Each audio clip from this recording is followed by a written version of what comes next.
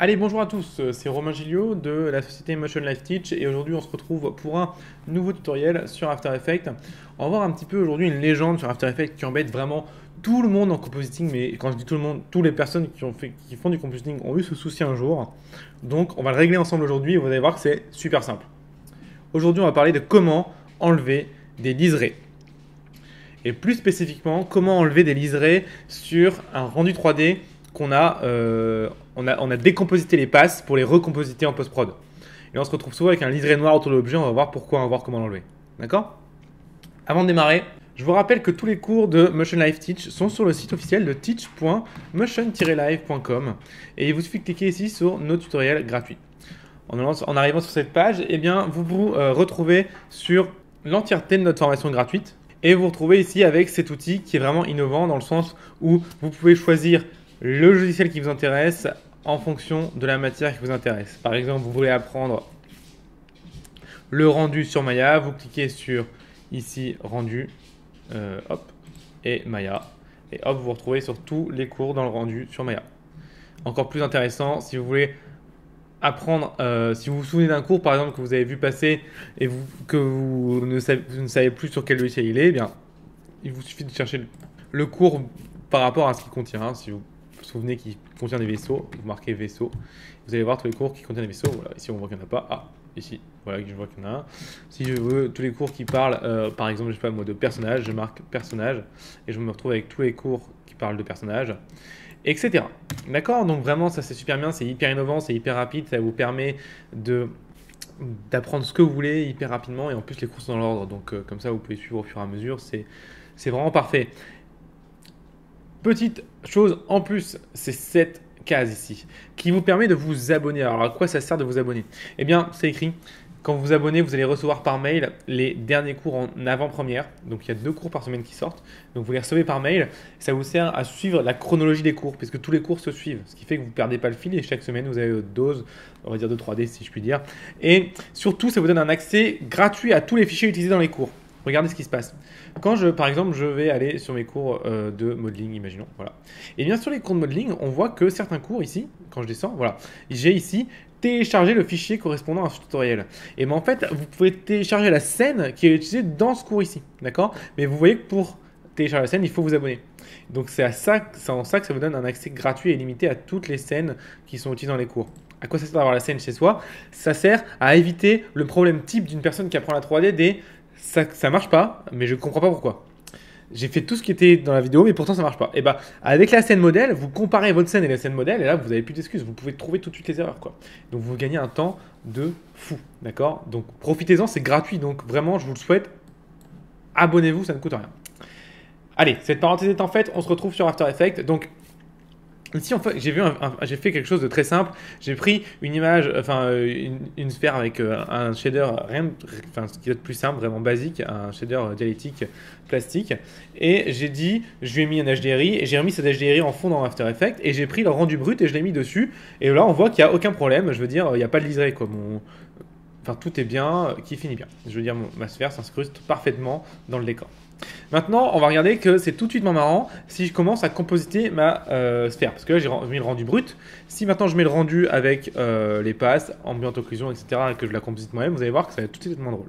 Donc je fais le compositing ici en direct, je vais accélérer, et puis on se retrouve juste après. Il y a des sandwichs au jambon, il y a des sandwichs qui sont bons, il y a des sandwichs qui se mangent durs, il y a des sandwichs qui se mangent crus, il y a des sandwichs que je me rappelle pas, il y a des sandwichs que je garde dans mes poches, il y a des sandwichs que... Voilà notre rendu qui est maintenant composité normalement.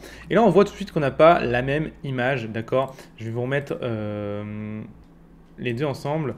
Mais juste avant, on va faire un exercice. Alors, attendez, hop, je vous montre déjà la différence entre les deux. Déjà voir le petit liseré déjà qu'on a déjà créé ici. Là, vous voyez ce petit liseré là. Et vous allez voir qu'après, on va l'augmenter sans le vouloir. Donc ici, ce sera la beauty.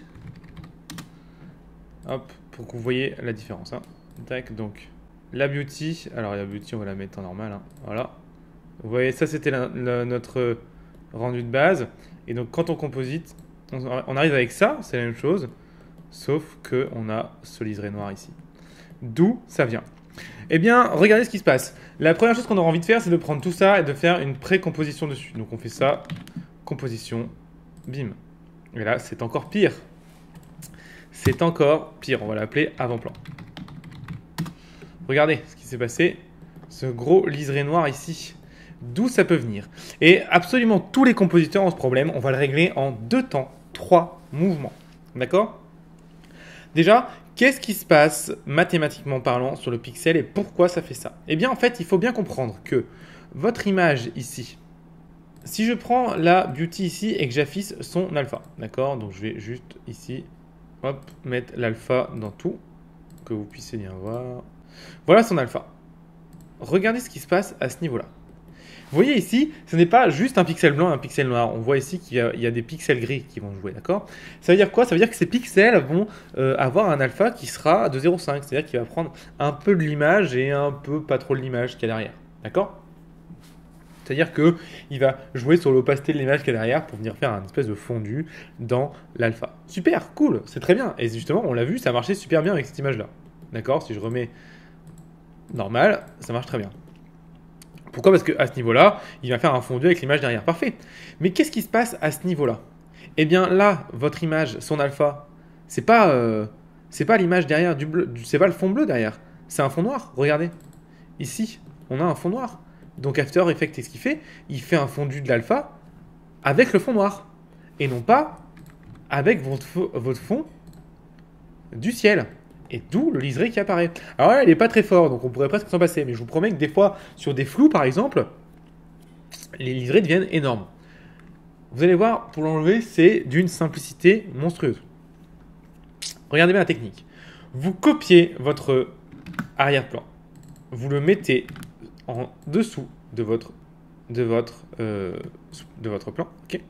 Une fois que ça est fait, vous venez prendre votre beauty. D'accord, donc vous venez copier votre beauty dans la précomp, vous la mettez au-dessus de tout, et la beauty, vous allez la mettre ici, donc vous allez l'afficher, d'accord? Hop, vous allez l'afficher, et vous venez la mettre ici en stencil Luma. Stencil Alpha, pardon.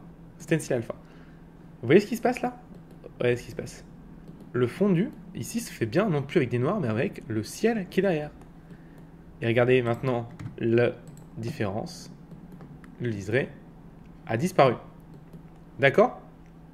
Donc voilà, la solution est extrêmement simple. C'est qu'au lieu de mettre votre avant-plan dans le noir, vous mettez le fond classique que vous avez ici.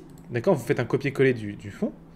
Et vous mettez votre beauty pour avoir l'alpha en masque en fait. Et vous le mettez en alpha. Comme ça, lui va servir de masque sur tout le reste. Mais un masque alpha qui va se multiplier avec le fond, et non pas avec rien. Regardez si j'enlève le fond, la différence. Bim, liseré. Vous voyez? Ça va pas. Donc, on vient, hop, voilà, enlever ce liseré. D'accord? C'est extrêmement important. Extrêmement important. Voilà. Globalement, ça répond à la question du liseré. Vous voyez, c'est pas compliqué. Hein. Rien de compliqué. Ça vous permet de... Ça vous sauve la vie, quoi. Ça vous sauve la vie, ça vous enlève un gros paquet de problèmes. Donc, dès que vous avez un liseré, vous faites ça. Et vous évitez les trucs du genre, j'ai un liseré, donc je viens faire ça. Ici, ah, bah, j'ai mon liseré noir ici, bah, pas de problème, je vais venir ici. Je vais enlever ça aussi pour vraiment qu'on le voit bien. Voilà, je vais venir ici faire un mat et faire un mat choker. Et puis, je viens simplement, on va faire le mat simple parce que celui-là est un peu lourd. Voilà. Ici, et je vais faire ça. Ah, pitié, ne faites pas ça. Pitié, c'est vraiment, vous dégradez votre image, quoi. Vous détruisez votre image. Vraiment, ne faites pas ça. Voilà, c'est tout pour ce tutoriel. Il était assez court, mais c'est quand même quelque chose qui est important et qui est simple à changer, donc faites-le. Faites-le, puis on se retrouve la semaine prochaine pour un autre tutoriel, un petit truc astuce sur After Effects ou alors sur un logiciel 3D. Allez, à la semaine prochaine, bye bye, merci.